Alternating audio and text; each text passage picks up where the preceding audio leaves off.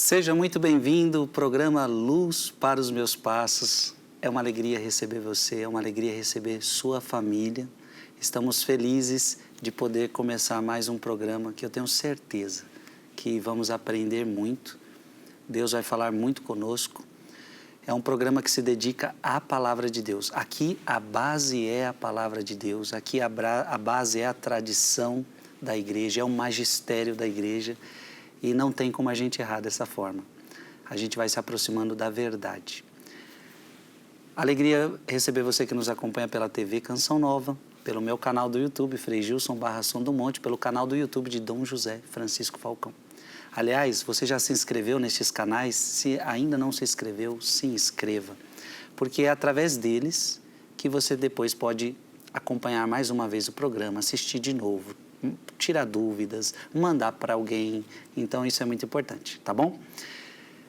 Olha, hoje nós vamos tratar um assunto muito importante, que é a chamada cura intergeracional. Ou seja, será que o pecado do meu pai, o pecado da minha mãe, o pecado do meu avô, o pecado da minha avó, eles passam para mim? E por que nós chegamos até aqui? Porque muitos programas tratamos sobre o pecado original. E o que é o pecado original? Vimos que não é um pecado pessoal de Adão que passou para mim, mas fomos feridos. Fomos feridos. E pode-se gerar uma confusão aí, de que agora também o pecado do meu pai vai passar para mim, o pecado da minha mãe, o pecado do meu avô, o pecado da minha avó. Na verdade, temos dúvidas sobre essa questão. E este programa inaugura, então, esta nova etapa onde vamos questionar o que a Sagrada Escritura, o que a Igreja tem a nos ensinar sobre essa questão. Antes de tudo, quero acolher agora Dom José Falcão. Sua bênção, seja bem-vindo. E a alegria ter o senhor para nos explicar agora, a descascar esse abacaxi. Boa noite, Frei Gilson. A alegria estar aqui. Deus abençoe sua vida. Dom José, eu creio que a renovação carismática católica surgiu no nosso Brasil numa época muito importante, trouxe tantas coisas importantes para a nossa nação. E esse tema que nós vamos tratar toca muito, de forma particular, a renovação carismática católica, alguns ambientes também protestantes. Então, essa chamada cura intergeracional, a gente vai tocar agora em vários contextos. Mundo protestante, renovação carismática católica e diversas paróquias, diversos sacerdotes. E eu tenho certeza que vai trazer esclarecimento para todos. Então, depois de termos abordado longamente sobre o pecado original, eu creio que parece oportuno tratarmos deste argumento atual em relação à cura intergeracional.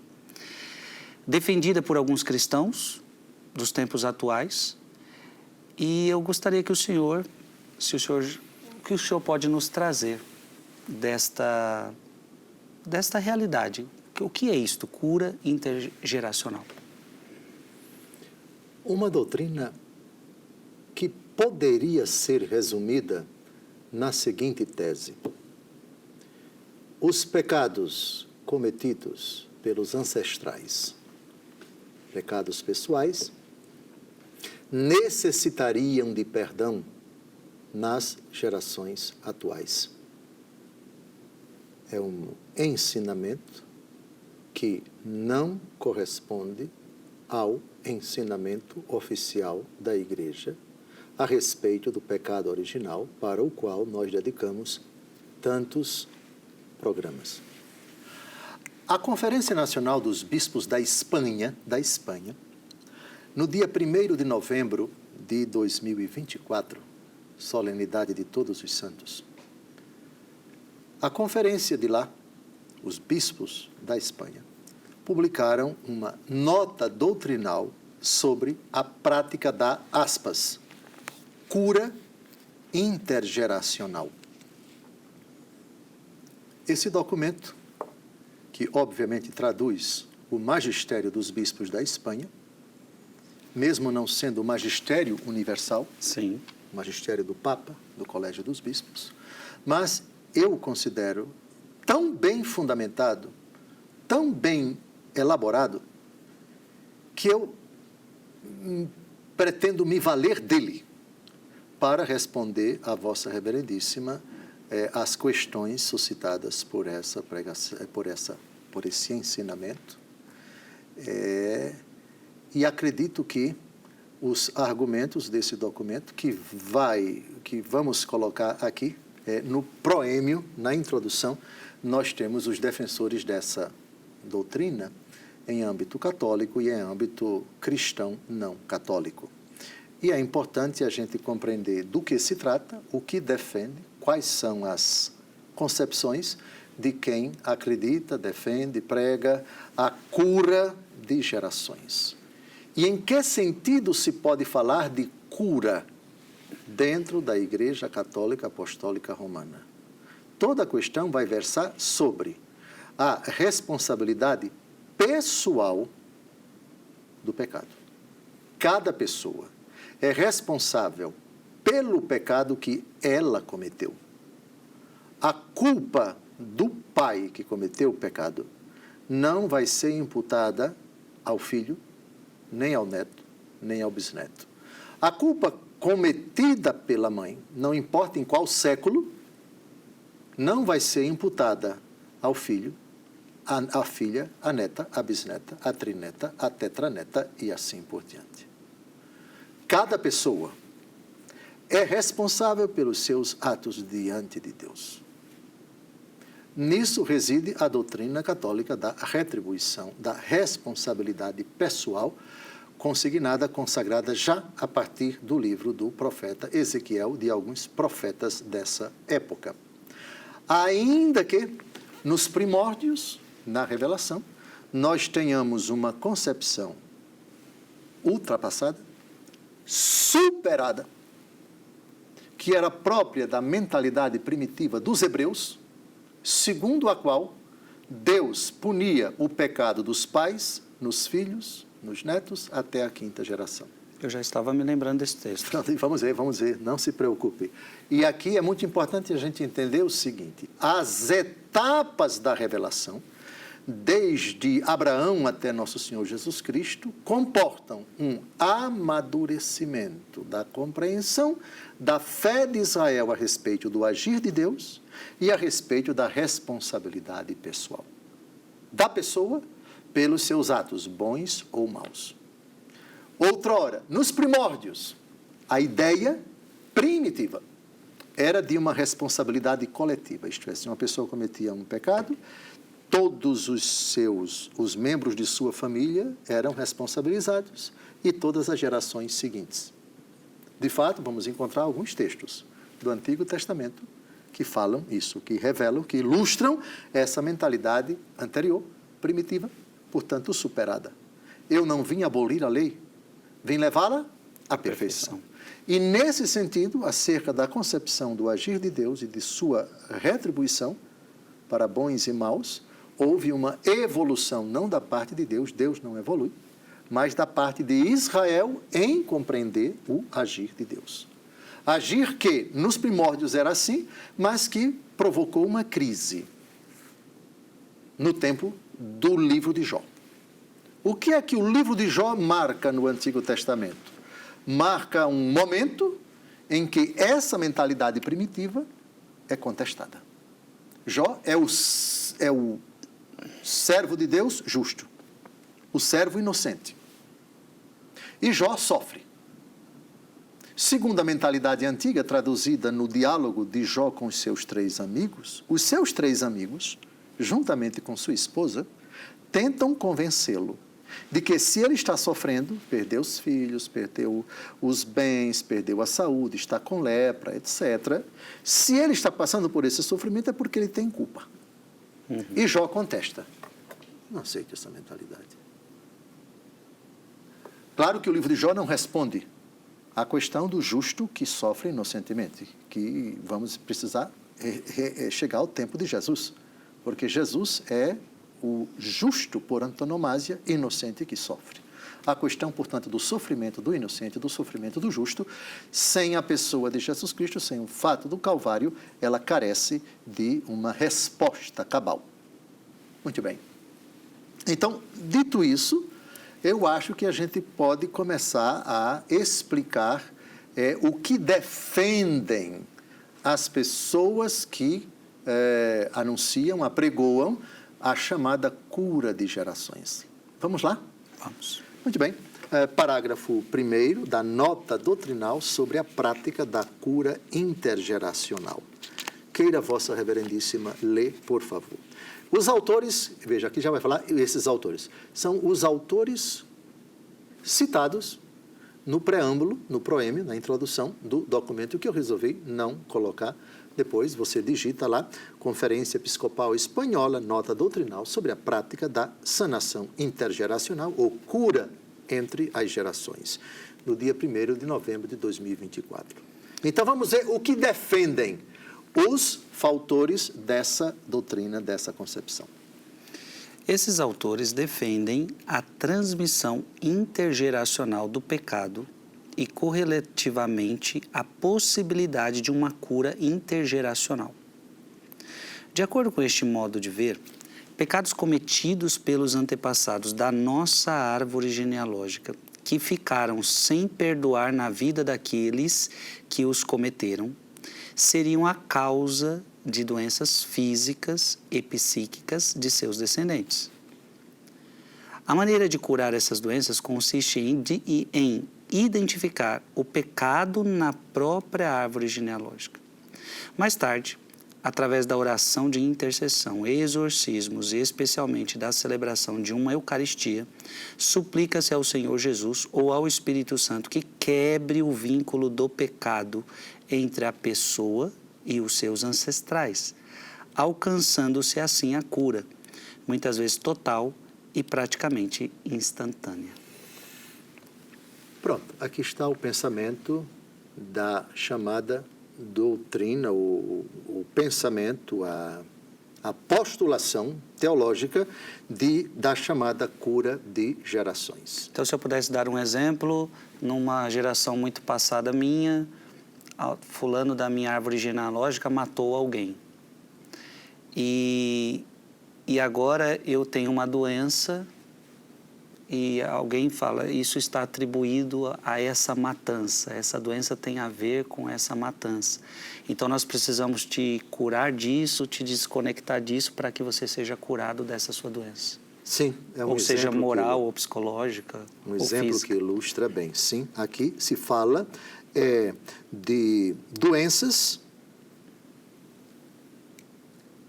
físicas, doenças psíquicas das gerações subsequentes. Segundo essa doutrina, teria uma relação direta, isto é, você estaria sofrendo agora, porque seus ancestrais na geração anterior, na penúltima geração, ou na antepenúltima, ou enfim, membros da sua família, da sua árvore genealógica, teriam cometido pecados não perdoados. Então, temos que descobrir que pecados são esses, que pessoas são estas, e temos que pedir o exorcismo, a cura e a libertação para que as gerações atuais possam, digamos assim, quebrar esse vínculo. Poderíamos dar o exemplo de Jesus, quando perguntam para ele quem pecou para que ele estivesse assim. Seus pais, nem este nem ele, seus pais pecaram. Então, sim, vamos chegar, vamos sim. Vai ser um argumento dos bispos da Espanha, justamente para mostrar que no tempo de Jesus, essa mentalidade ainda existia na mente de algumas pessoas, inclusive dos próprios discípulos. Uhum. Apesar de, já no tempo de Ezequiel, e a gente vai ver o profeta Ezequiel, no capítulo 18, essa mentalidade já está superada. Porém, uma coisa é a superação em nível de pregação dos profetas, digamos assim, dos cultos, dos letrados, dos que têm uma teologia equilibrada, sadia, de acordo com a fé de Abraão, de Isaac e de Jacó, etc. Então, Ezequiel é o profeta, o grande profeta. Mas o povo ainda nutria essa mentalidade que vai ser traduzida exatamente quando esse coitado se apresenta diante de Jesus e eles vão perguntar quem foi que pecou, ele ou seus pais. Sim, então, é uma mentalidade antiquíssima, que não foi superada de todo no tempo de Jesus, no seio de Israel. Correto. Lembrou bem, citou bem. Agora, Dom Falcão, então, eu que acabei de ler esse texto, ele parece não ser genuinamente católico. Estou errado ou ele contém elementos não cristãos? Não tem, não é uma doutrina católica. Não é uma doutrina católica. Apesar de citar elementos, frases, concepções que são católicas, concepções que têm fundamentação bíblica, mas pontualmente aqui e aqui, mas ela mistura, ela faz um sincretismo de convicções que não são, pelo menos a partir do profeta Ezequiel para cá, e que não são compatíveis com a fé judaica, pós-profeta, a partir de Ezequiel, e não condiz essa doutrina, esse ensinamento com a pregação de Jesus, com os evangelhos e com o Novo Testamento. Sim, perfeitamente.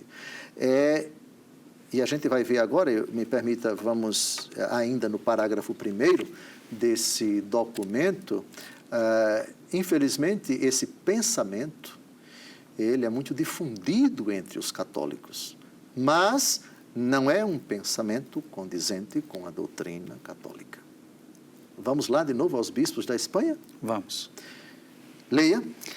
Embora esta prática, muito difundida entre os cristãos católicos e não católicos, seja levada a cabo com a melhor intenção e com o desejo de aliviar o sofrimento das pessoas, unindo aspectos próprios da fé católica com outros que lhes são estranhos, gravem isso, que são estranhos, resulta num sincretismo, ou seja, mistura de aparência católica com aspectos que dizem respeito explicitamente ou implicitamente a questões de escatologia, ou seja, as coisas do fim dos tempos, do fim do mundo, particularmente a doutrina do purgatório e da retribuição, de eclesiologia, ou seja, questões ligadas à igreja, no que toca à comunhão dos santos, vivos e mortos, no corpo de Cristo, de antropologia, pois elimina a responsabilidade pessoal pelo pecado e a liberdade do ser humano, afetando seu relacionamento com Deus e a teologia dos sacramentos, especialmente da compreensão da Eucaristia e do batismo. Primeiro, boa intenção. Sim. As pessoas que são levadas a acreditar nisso ou acreditam nessa doutrina são pessoas de boa intenção, na maioria dos casos, por favor, e são pessoas que querem aliviar o seu sofrimento.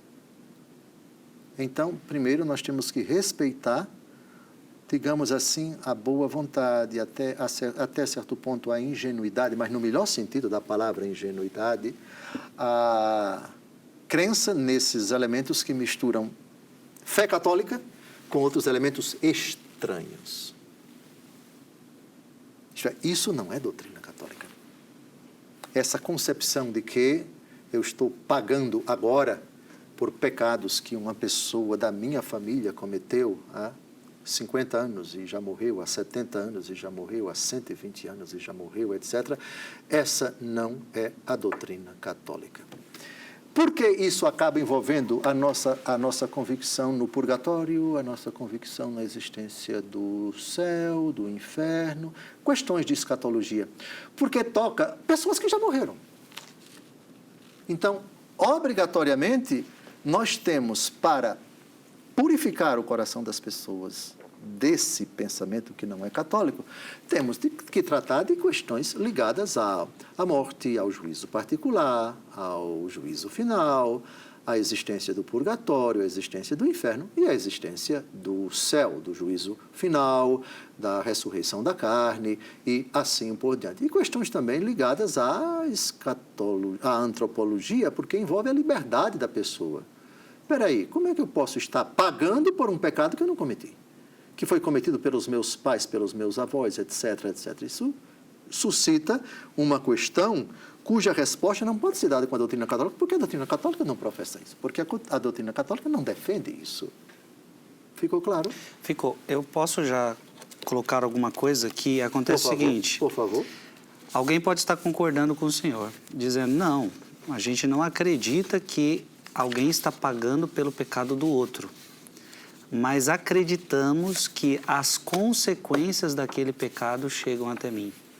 Ou seja, as consequências daquele ódio, a consequência daquela vida de bebedeira, a consequência daquela vida de adultério, chegou até mim. Então, como que o senhor enxerga isso? Bem, consequência, os nossos atos têm consequências para nós e para os outros. Santo Agostinho dizia que ninguém se salva sozinho, leva consigo muitos para o céu. E ninguém se condena sozinho, leva consigo muitos para o inferno. Nossas decisões, dado que nós estamos inseridos numa dinâmica de sociabilidade, dificilmente aquilo que eu digo, aquilo que eu faço, deixa de ter repercussão boa ou má para as pessoas que convivem comigo. Eu lhe pergunto, o nosso vídeo aqui que está sendo veiculado e que vai ao ar, não sei daqui a quantos meses, Vossa Reverendíssima acredita que ele tem o poder de trazer consequências positivas, que tem o poder de trazer consequências positivas para as pessoas que vão assisti-lo daqui a 3 meses? Sim. E acredita, Vossa Reverendíssima, que essas consequências podem também tocar alguém que vai assistir esse vídeo daqui a 100 anos? Sim. Daqui a 200 anos? Sim. Daqui a 300 anos? Sim. Isso para o bem, ok? E para o mal? Agora pensemos um vídeo péssimo que tem o poder de perverter uma consciência, etc. As perguntas são as mesmas e as respostas de Vossa Reverendíssima serão as mesmas, ok? Uhum. Mas vamos dar um outro exemplo mais clássico. Vejamos aqui uma família completamente desestruturada. Uma família cuja conduta dele, do pai, da mãe, etc., foi uma conduta completamente nas trevas. E eles tiveram 3, 4, 5 filhos que cresceram vendo o seu mau exemplo, cresceram na tensão, no nervosismo, na pressão psicológica, nas agressões, etc. Vossa Reverendíssima acha que a conduta deles pode ter repercussão não somente neles, mas também nos filhos deles? Sim. Pronto. Consequência é uma coisa. Agora, culpa pessoal, responsabilidade pessoal por alguma coisa, isso é bem diferente. O que o documento dos bispos da Espanha trata é precisamente da responsabilidade pessoal. Sim. Pecados cometidos pelos antepassados. Pecados, não suas consequências. Nós podemos considerar isso, é um dado ineludível, que também do ponto de vista genético, uma pessoa, sei lá, que foi viciada em alguma coisa, o seu patrimônio genético, na hora de gerar um filho, enfim, possa haver no patrimônio genético do seu filho alguma alteração, que pode repercutir mais para frente num defeito de alguma parte do corpo, etc. Então, logo a voz da tua saudação chegou aos meus ouvidos, a criança estremeceu de alegria, não foi? Sim. Alegria, mas também nós podemos ver o reverso durante uma gravidez. Uma mãe que fuma, que bebe, que se droga, que tem uma gestação bastante conflitiva. A criança, ela pode ter consequências na sua psique, pode nascer uma criança assustada, apavorada, com algum problema, nervosa, receosa, etc., porque ela teve uma gestação muito difícil, marcada pela má conduta ou pela tensão em que ela foi gerada e assim por diante. Aqui nós não estamos discutindo, o documento não aborda as consequências, e vamos tratar mais para frente. Mas veja, consequências são realidades que não tocam a responsabilidade pessoal da pessoa que já morreu. Morreu com sua responsabilidade, morreu com sua culpa, ou arrependida ou não, mas o problema é você imputar nas gerações seguintes uma culpa de gerações anteriores. Essa é a questão. Me parece que não vejo nenhum problema em reconhecer que as consequências dos pecados, elas podem passar de geração para geração. Mas uma coisa são consequências, outra coisa é você dizer que quem praticou aqui ainda não foi perdoado e agora a gente pode conseguir perdoar. O perdão é até a hora da morte. Se morreu em pecado mortal, está no inferno. Se morreu em estado de graça, está purificando no purgatório, ou sem a purificação já se encontra na glória do céu. Portanto, não se fala mais de uma culpa que não foi perdoada, ou que foi remida. Então, é preciso fazer essa distinção entre responsabilidade pessoal de quem cometeu o pecado nas gerações anteriores, das consequências que são, digamos assim, o efeito do pecado. Sim. Ou seja, o que está ficando claro é que ninguém paga culpa, ninguém paga pelo pecado do outro. Mas as consequências, isso é notório que a gente paga a gente recebe essa consequência dos pecados dos outros, porque somos todos membros de um mesmo corpo. É só o primeiro bloco, então eu quero convidar você a não sair daí, um breve intervalo, a gente já volta.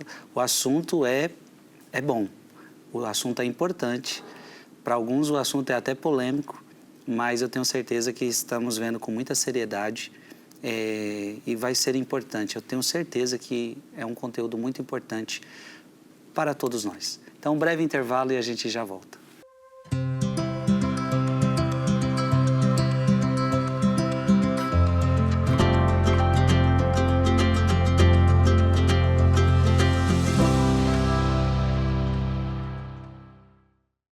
Estamos de volta ao programa Luz para os Meus Passos. O assunto de hoje está maravilhoso e que bom ter você conosco. Estamos tratando da cura de gerações. Eu tenho que pagar pelo pecado dos meus pais, eu tenho que pagar pelo pecado dos meus antepassados. Veja que esse ensinamento vai tirar, talvez, um peso das costas de muita gente. Gente que pensava, eu estou pagando pelo peso dos meus antepassados, pelo pecado dos meus antepassados. E você já começou a entender que não existe isso, né? Mas agora chegou a hora de a gente aprofundar e vamos continuar o nosso programa. Então, José, eu creio que é importante que saibamos qual é o ensinamento do magistério da igreja sobre este assunto. Que ponto o senhor poderia nos apresentar do magistério da igreja sobre este assunto? Eu evoco de novo o documento Nota Doutrinal sobre a Prática da Cura Intergeracional da Conferência Nacional dos Bispos da Espanha. Um documento que saiu do forno há poucos meses, no dia 1º de novembro de 2024. Eu evocaria o parágrafo 3 desse documento. O pecado é sempre pessoal e requer uma livre decisão da vontade. O mesmo ocorre com a pena do pecado. Implica sempre uma responsabilidade pessoal. A exortação apostólica Reconciliatio et Penitência, Reconciliação e Penitência, de São João Paulo II, afirma que, aspas, o pecado, no seu verdadeiro e próprio sentido, é sempre um ato de uma pessoa específica, porque é um ato de liberdade de um indivíduo, e não um ato de um grupo ou comunidade. Fecha aspas, número 16. Distinta, diferente, é a questão das estruturas de pecado que conduzem ao pecado, mas não é comparável com a ideia de um pecado intergeracional. O único pecado que é transmitido de geração em geração é o pecado original, tal e como afirma o Concílio de Trento. Que tantos estudamos aqui. Sim. Aspas. Se alguém afirma que o pecado de Adão prejudicou apenas a si mesmo e não a sua prole, e que a santidade e a justiça que ele havia recebido de Deus as perdeu somente para si mesmo e não para nós, ou que ele, manchado pelo pecado de desobediência, só transmitiu a todo o gênero humano a morte e as penas do corpo, mas não o pecado que é a morte da alma. Seja anátema, pois contradiz o apóstolo que diz, por um só homem entrou o pecado no mundo, e pelo pecado a morte, e assim a morte passou a todos os homens, porque todos pecaram. Pronto, esse é o ensinamento da igreja. Primeiro, o pecado é pessoal. É a decisão livre de uma pessoa. Depois, a pena do pecado, as consequências do pecado, são consequências de uma decisão tomada por alguém. Eu não te condeno. A mulher ia ser apedrejada, adúltera. Ela cometeu o pecado do adultério, correto? Sim. E isso foi muito arriscado, porque ela foi colocada para a rua e todo mundo estava com pedra. Muito bem. Jesus a defendeu, Jesus interveio, Jesus não permitiu que as pessoas jogassem pedras, etc, etc. Mas veja, nesse caso, a decisão dela de adulterar foi dela. E as consequências seriam decorrente de uma decisão dela, não dos ancestrais dela. Ela vai ser apedrejada porque os pais dela cometeram adultério. Não, nada disso. Aplique isso para qualquer exemplo. O pecado é o pecado de uma pessoa. Esteja ela viva agora, tenha ela morrido. Se morreu 100 anos, das três, uma. Ou morreu em pecado mortal, o que significa, segundo a fé católica, está no inferno. Ou morreu na graça de Deus, arrependida, portanto, perdoada, e entrou imediatamente no céu, portanto, não precisa mais de oração. Ou morreu na graça de Deus, portanto, arrependida, perdoada, e se purifica no purgatório. Nós, católicos, neste caso, rezamos pelo descanso eterno dela, supondo que ela morreu na graça de Deus e se purifica no purgatório. Supondo, portanto, que não importam os pecados que ela cometeu, se morreu reconciliada com Deus, já morreu perdoada. Os pecados foram apagados. O que não é doutrina católica é você dizer que os pecados de uma pessoa que já morreu não foram perdoados e por isso é preciso curá-los. Porque eles ainda subsistem e os seus efeitos estão, digamos assim, causando o constrangimento, o sofrimento, a angústia e a aflição às gerações atuais. Então é preciso rezar para que Deus perdoe as faltas de quem já morreu. Essa doutrina não é católica. Sim. Ficou claro aqui? Ficou claro. Bem. Aliás, o senhor, nos programas passados sobre o pecado original, nos deixou muito claro ao dizer que o pecado original não tem caráter de culpa pessoal. É um estado. É um estado, sim. É um estado. É uma privação da graça de Deus. E isso não toca a responsabilidade da criança, do bebê, do ser humano que foi concebido, enfim. Então, é um estado, não é um ato. É algo contraído, não é algo cometido. Sim. Ok? Então, isso ficou tão claro. E será que não seria importante trazer de novo aqui essas passagens do catecismo para que a gente possa se recordar? Bem, eu entendi. Bem, então parece que a gente vai voltar ao finalzinho do parágrafo 404. 404. A partir dali, da quinta, faltando 5 linhas, é um pecado que será transmitido, etc. Encontrou? Parágrafo 404, já? 404. É um pecado que será transmitido, etc. É um pecado que será transmitido. Muito bem. Achou? Não, ainda não. Deixa eu mostrar aqui para Vossa Reverendíssima. É um pecado que será transmitido. Tá. Aqui, lá embaixo mesmo. Parágrafo 404. Foi bom. Vossa Reverendíssima é vocal, que nós já estudamos. Leia bem devagar para que fique bem claro que o ensinamento da Igreja sobre o pecado original. É um pecado que será transmitido por propagação à humanidade inteira, isto é, pela transmissão de uma natureza humana privada da santidade e da justiça originais. Por isso, o pecado original é denominado pecado de maneira analógica. Comparação. É um pecado contraído e não cometido. Um estado e não um ato. Pronto. É um pecado de forma análoga. Por que é análoga? Porque pecado supõe responsabilidade pessoal. O pecado original, originado, não foi cometido pela criança que acabou de ser concebida. Ele foi contraído. Sim. Não foi um ato. Portanto, é um pecado no sentido analógico. E não foi cometido, foi contraído.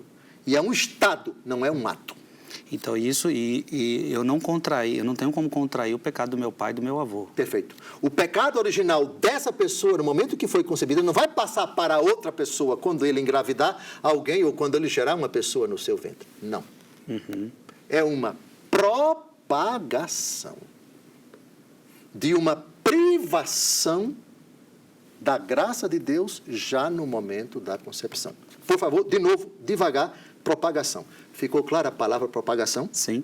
Muito bem. Pela transmissão da natureza humana, isto é, o simples fato da gravidez, na hora em que o sêmen masculino fecunda o sêmen feminino, temos a gravidez, a ovulação, a geração da vida. Nesse momento, esse ser humano, Deus infunde uma alma nesse ser humano, essa alma já nasce privada da graça de Deus. Agora precisa ficar claro na cabeça de todos nós. Isso nós estamos falando de pecado original.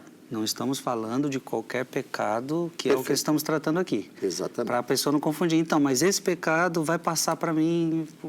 Não, isso é pecado original. Perfeito. De novo, é um pecado que será transmitido por propagação à humanidade inteira, isto é, pela transmissão de uma natureza humana. A transmissão da natureza humana só acontece nessa pessoa uma vez. Sim. Ela mais para frente pode se unir a alguém do sexo oposto, e se é homem, pode engravidar uma mulher, e se é uma mulher, pode ser engravidada por um homem. Mas nessa hora temos a transmissão de uma outra vida humana. A privação da graça de Deus dessa vida humana não passa para a privação da graça de Deus na outra vida humana, como se isso aqui fosse uma responsabilidade que passasse para outra. Porque o pecado original não é pessoal, é um estado, não é um ato, é uma privação, não é algo contraído, não é algo cometido. Muito bom. Ficou claro Ficou aqui? claro, ficou claro. Eu só queria perguntar, entrar aí na sua sala. Pelo amor de Deus, ficou claro. Se você disser que sim, eu vou ficar muito feliz. É importante que fique, né? Tá bem. O parágrafo 405, o senhor teria alguma coisa a trazer? Bem, sim, no parágrafo 405, acho que o primeiro parágrafo ajuda a gente a entender exatamente o que as 5 últimas linhas do parágrafo anterior, que já lemos e comentamos, acaba de dizer. Por favor? Embora próprio a cada um, o pecado original não tem nenhum descendente de Adão caráter de falta pessoal. Pronto. Então, fulano nasceu privado da graça de Deus. Não é culpa pessoal dele.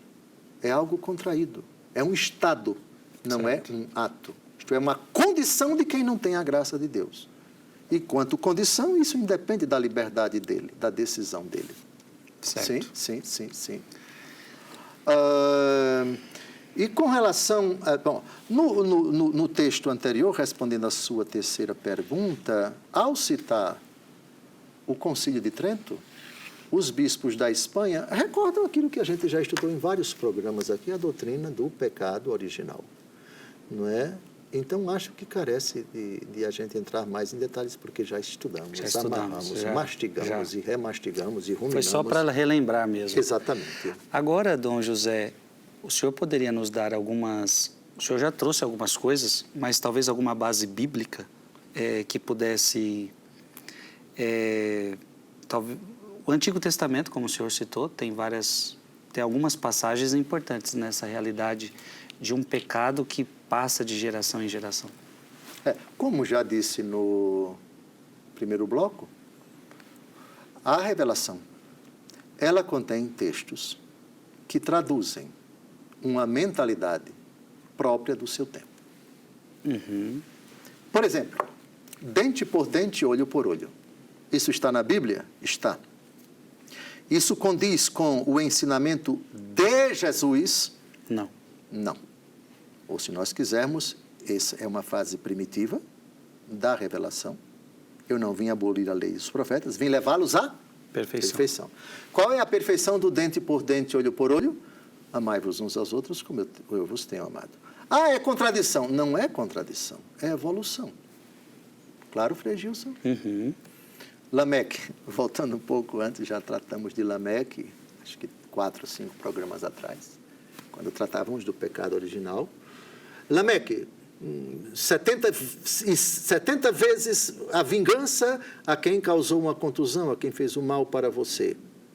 E amai-vos uns aos outros, perdoar 70 vezes 7, que é o ensinamento de Jesus diante de São Pedro. Quantas vezes devo perdoar o meu irmão? 7 vezes.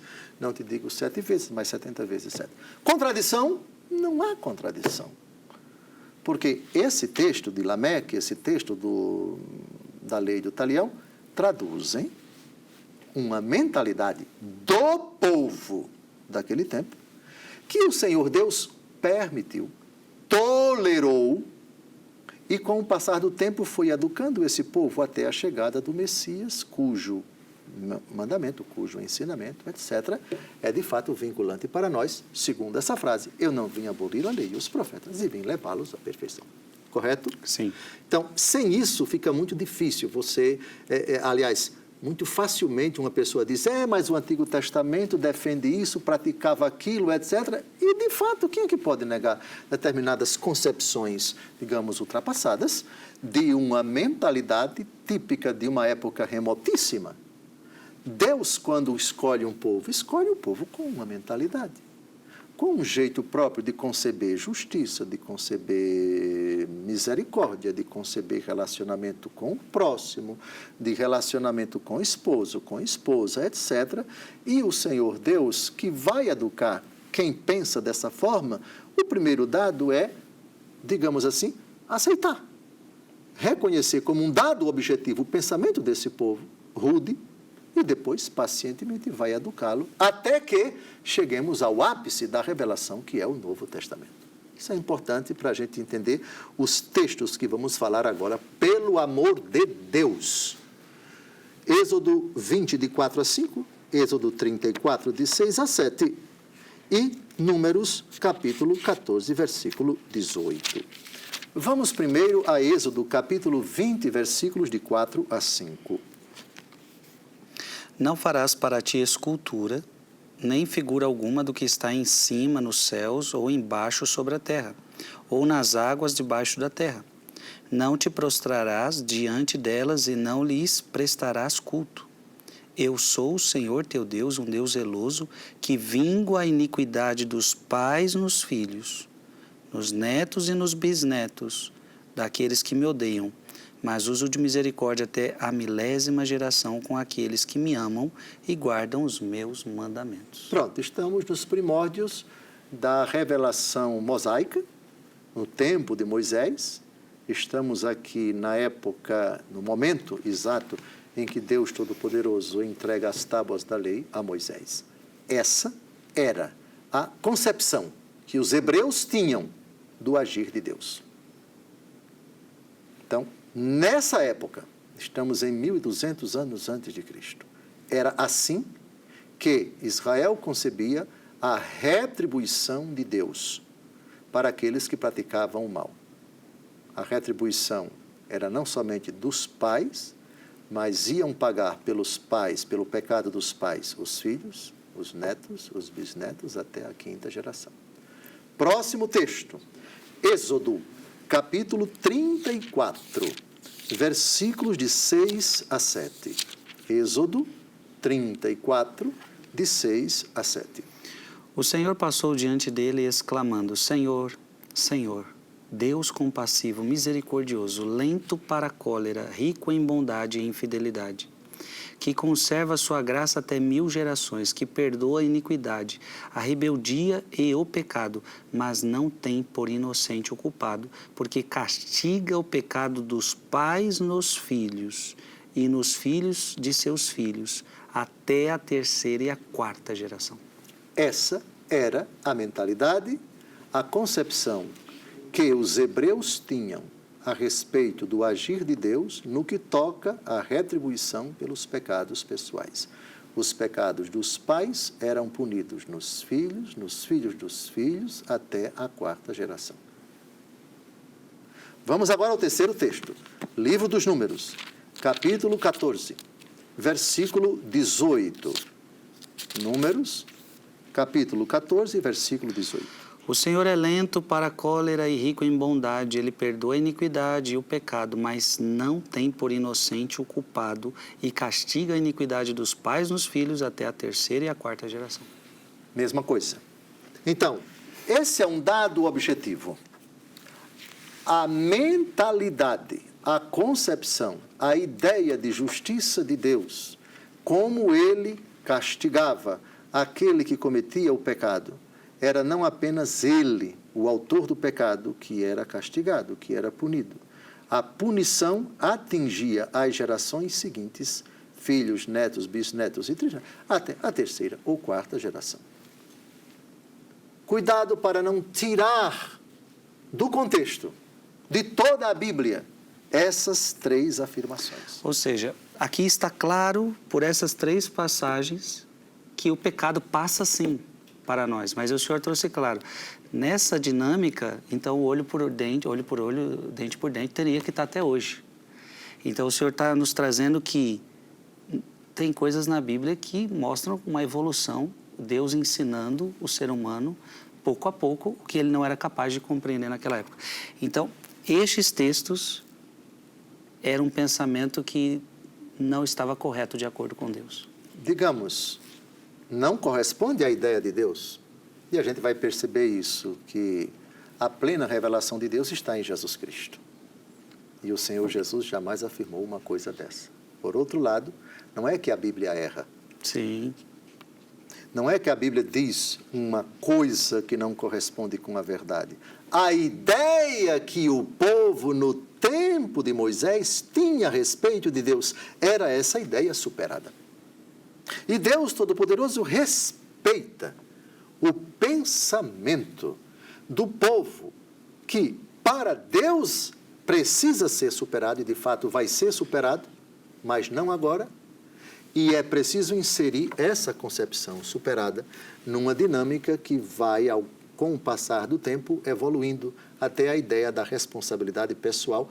O pai não pode, o filho não pode pagar pelo pecado do pai. Cada um vai pagar pelo seu próprio ato, mas isso não está agora.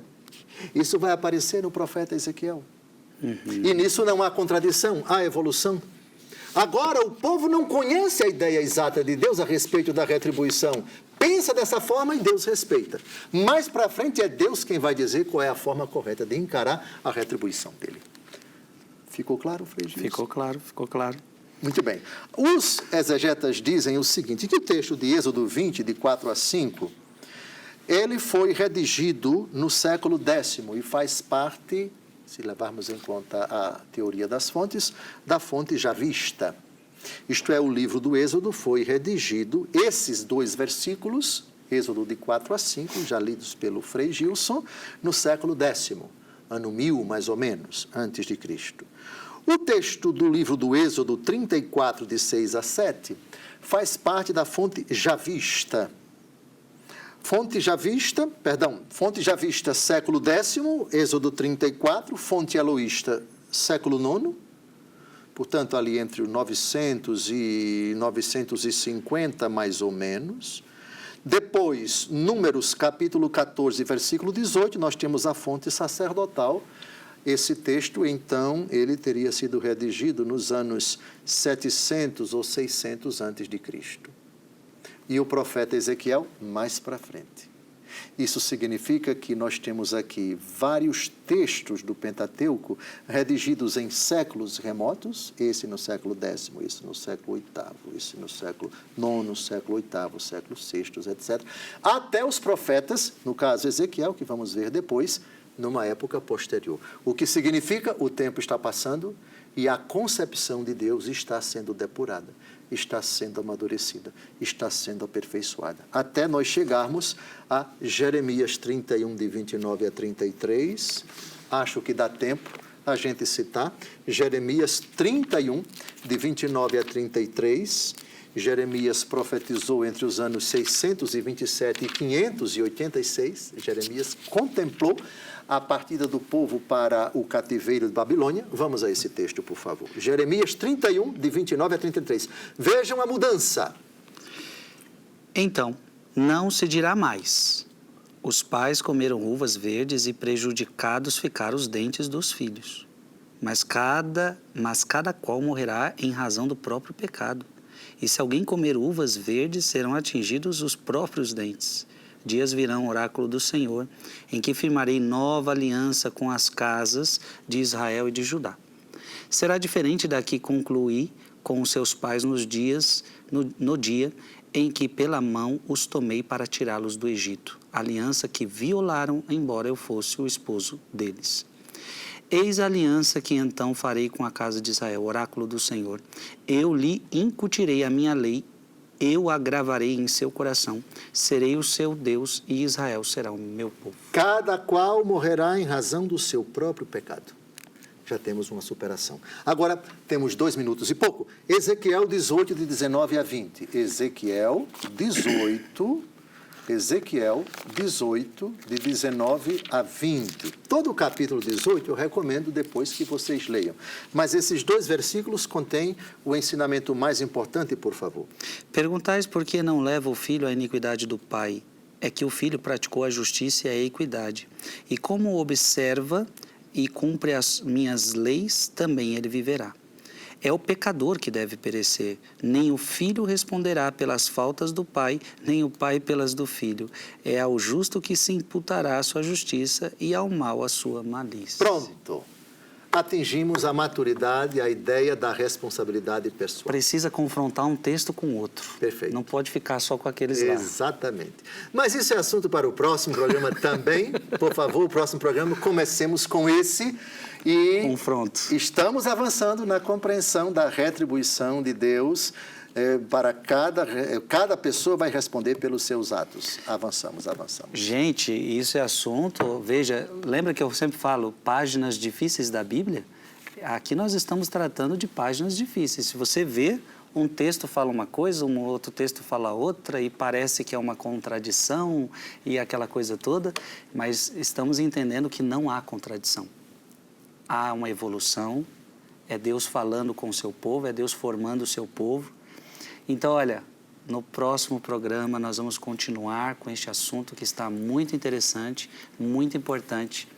E eu digo para muitas pessoas, vale a pena assistir. Então, mande esse conteúdo para mais alguém, avise, porque serão alguns programas dedicados à cura de gerações. Deus abençoe você. Até a próxima semana, se Deus quiser. Vamos pedir a bênção de Deus. Abençoe-vos Deus Todo-Poderoso, Pai, Filho e Espírito Santo. Amém. Amém.